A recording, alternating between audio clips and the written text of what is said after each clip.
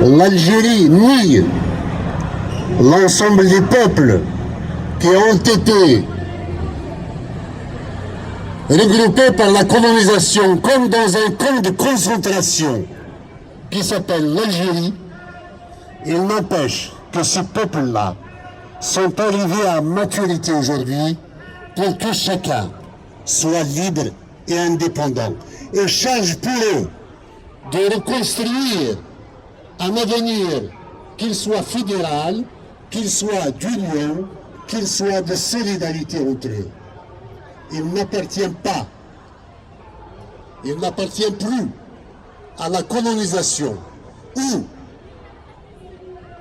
à la tutelle coloniale, et encore moins aux autorités dites algériennes qui n'ont aucune légitimité pour décider de l'avenir de chaque peuple. Le droit à l'autodétermination est un droit sacré que personne ne peut dénier à l'un des peuples, et particulièrement, en tous les cas, tant que je suis vivant, au peuple kabyle.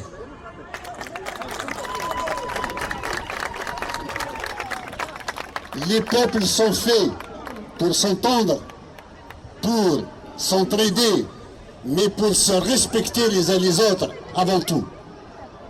Et chaque peuple aspire à sa liberté.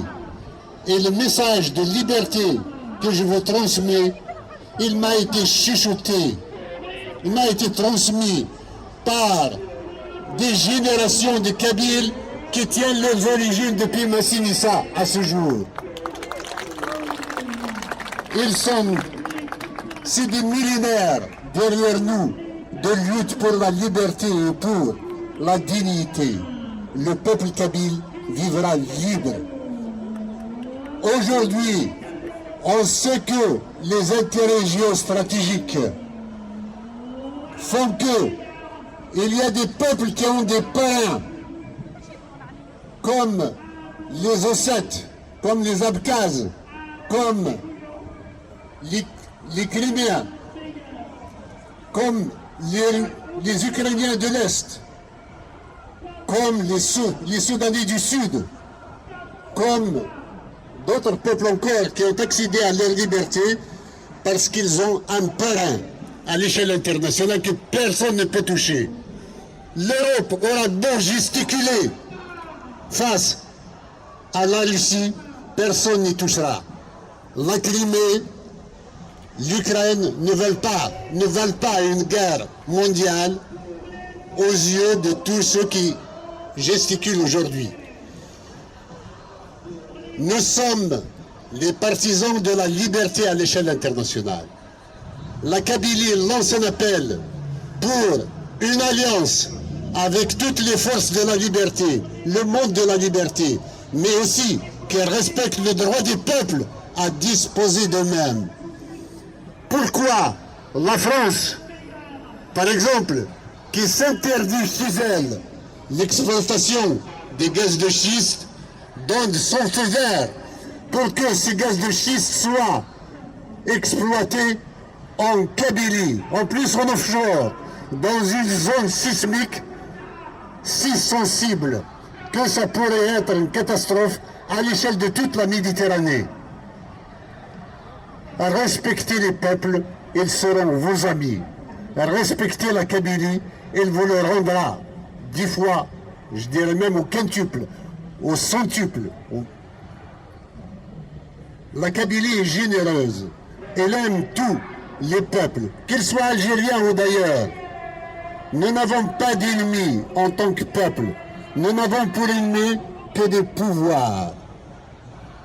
Si nous avons institué le 14 juin comme journée de la nation kabyle, c'est parce que le 14 juin 2001, toute la Kabylie a fait un acte historique, magnifique et majestueux.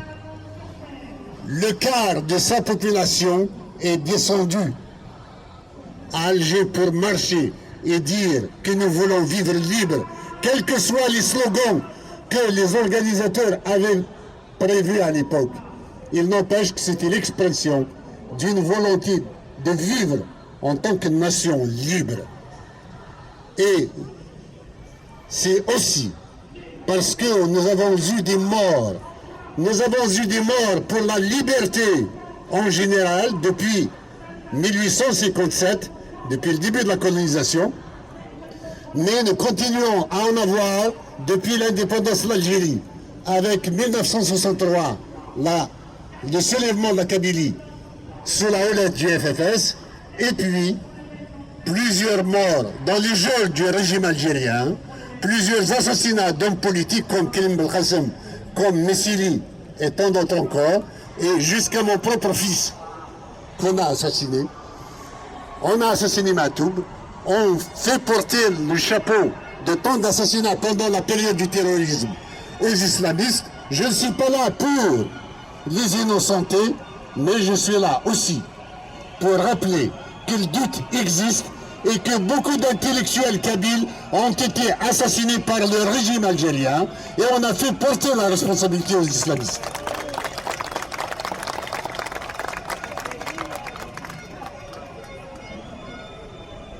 Nous avançons, la Kabylie avance. Quand nous avons parlé d'autonomie en 2000, ils étaient peu nombreux, ceux qui croyaient en le projet.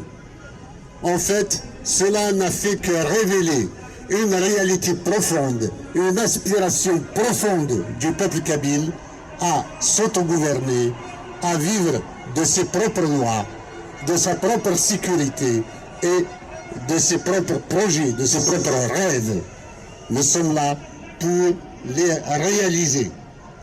Le gouvernement provisoire kabyle rend hommage à l'ensemble des citoyens kabyles, non seulement qu'ils soutiennent, mais aussi qu'ils bougent pour l'ensemble des causes qui sont justes, les droits de l'homme, la dignité humaine, la solidarité, le respect mutuel. Et dans ce cadre-là, je ne peux pas oublier nos frères amazirs, qu'ils soient en Libye, où je les invite à ne pas déposer les armes. Le jour où ils déposeront les armes, ils sont foutus. Ils sont morts. Ils n'auront plus droit à quoi que ce soit. Avec leur armée, ils défendent leur honneur, ils défendent leur territoire, ils défendent leur espace. Et j'invite les puissances occidentales, et particulièrement les États-Unis, à défendre le droit du peuple amazigh de Libye à son autodétermination et à son État. Le peuple mozabite est massacré quotidiennement par des hordes dites arabes et le régime algérien qui laisse faire. C'est un crime contre l'humanité, c'est un génocide qui est en train de se faire et une seule voix qui s'élève depuis le Mzab, Kamel Din Fkhar, qu'il reçoive notre salut le plus fraternel parce qu'il défend son peuple, il défend la liberté, il défend les droits de l'homme. Nous avons vu la Zawad, le MNLA est le seul représentant légitime du peuple touareg et de la Zawad. On a vu qu'Alger et Paris s'accordent pour anéantir la liberté touareg, la liberté azawadienne. Et l'Alger ne manque aucune opportunité pour créer des petits mouvements qu'il finance pour juste rivaliser contre le MNLA. Il les invite à Alger pour conclure des accords qui n'engagent pas le MNLA, mais qui fait des accords qui sont faits contre les intérêts du peuple de l'Azawad. Je salue les peuples amazirs où qu'ils soient, comme les Rifins, qui eux aussi revendiquent leur autonomie, et je salue en eux des hommes qui ont de la conviction et qui ont un amour profond de la liberté et de leur identité. Qu'ils sachent que la Kabylie est avec eux. Je n'oublierai pas nos frères chenouis ceux du Gourara, nous avons, les Amazirs sont nombreux à travers toute l'Afrique du Nord, qu'ils sachent que la Kabylie tient debout. Si elle tient debout, c'est aussi pour que eux aussi soient debout un jour. La main de la Kabylie sera toujours tendue et fraternelle à leur égard, mais aussi à l'égard de tous les peuples qui sont menacés d'extinction et de mort. À travers le monde, les peuples de la liberté, nous sommes des leurs. La journée du peuple kabyle, de la nation kabyle, est une journée qui va se répéter annuellement et chaque année, nous serons encore plus nombreux à le faire. Et je vous invite ce soir, chez vous, à éteindre les lumières à 22h et à allumer une bougie pour faire éclater la flamme de la liberté.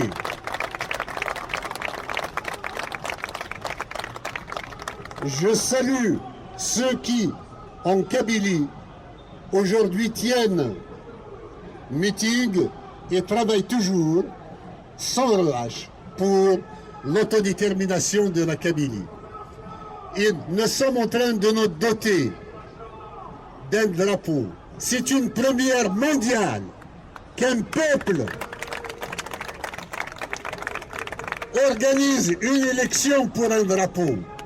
D'habitude, c'est une imposition par un mouvement politique libérateur.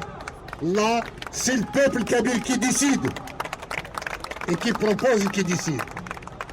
Alors, aujourd'hui, ceux qui n'ont pas voté, il y a une urne à côté et je vous invite, à la fin de la prise de parole, à accomplir votre devoir patriotique.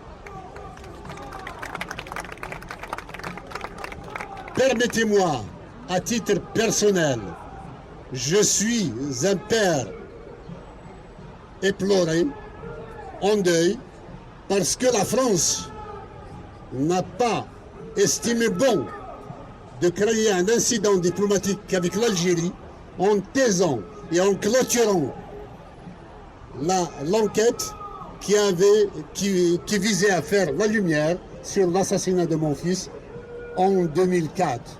C'était fait pour me châtier personnellement d'avoir osé la liberté du peuple kabyle. Je ne renoncerai jamais.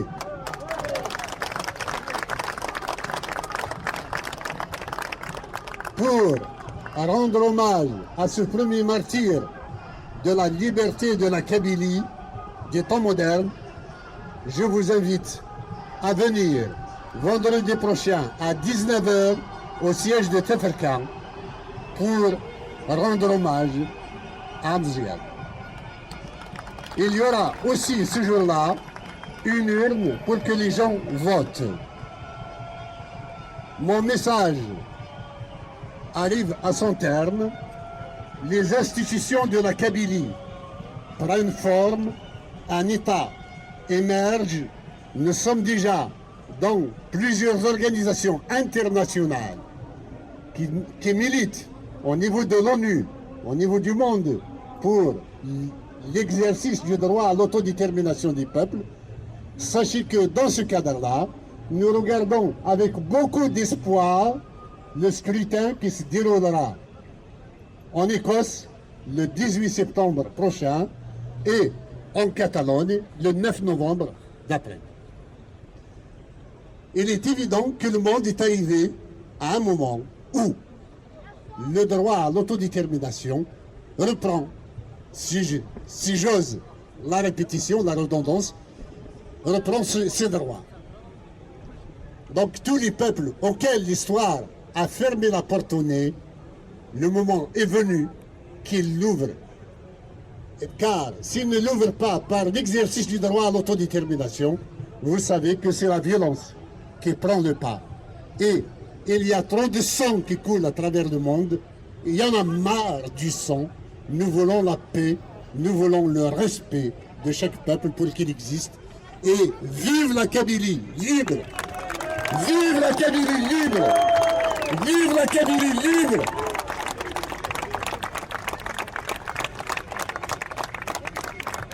Une dernière chose, je m'incline avec beaucoup de respect à la mémoire de tous ceux qui sont tombés pour notre liberté, que ce soit au printemps noir ou à d'autres temps. ثنمير ثنون جيرون ثنويس أمن نغيس كميل أرزاق ثنمير. Je vous demande, s'il vous plaît, comme dernier acte, une minute de silence à la mémoire de ces martyrs-là.